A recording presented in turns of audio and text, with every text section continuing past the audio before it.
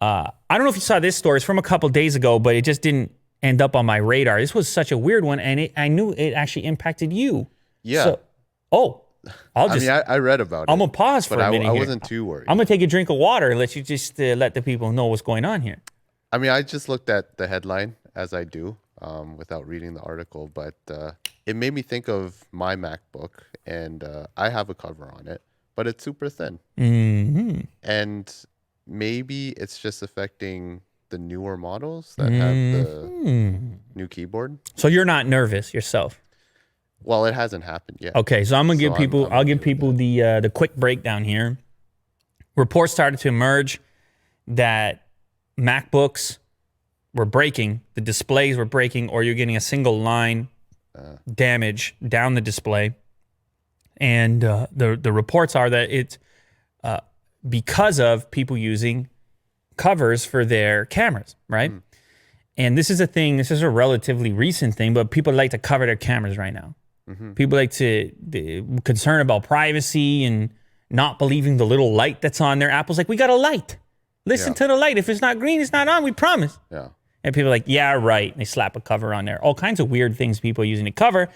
And possibly people are using covers increasingly now because of the lockdown and many having to use Zoom, and it's just convenient. If you're midway through a Zoom call or something, you just want to turn the camera off real quick, you can slide the thing over and trust that you know it's covered, as opposed to some kind of software switch, which people, for whatever reason, aren't believing in 2020. Right. And so, anyways, Apple obviously received an increase in reports because they came out with a page on their website giving some guidelines saying do not ever cover your camera. In fact, they said you shouldn't cover, if you're going to cover your camera, it has to be something thinner than a sheet of paper, which I don't even know what that, even tape, even a piece of tape might be, maybe masking tape would work. That's pretty thin.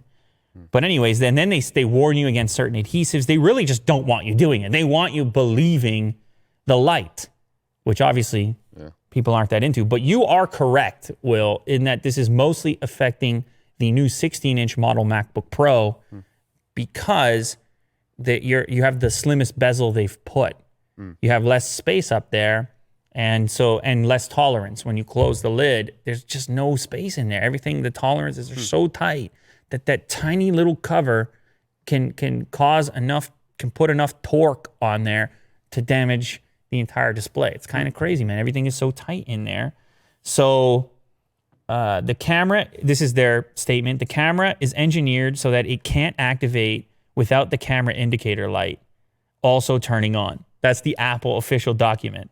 Sure, bud.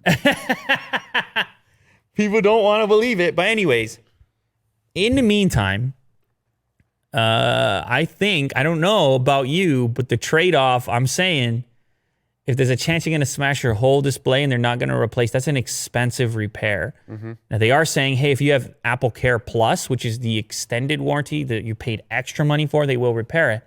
But who knows if you don't have that, what they're going to say. They can say, look, we had the document now. We told you not to do it. Yeah. And you did it. So it could be a huge problem for you. So I think the recommendation coming from me here is probably don't do it. Yeah. Probably don't do it. And if you are going to do it, be aware you don't want to be slamming that lid. Right. You want to be gentle with it probably when you close it.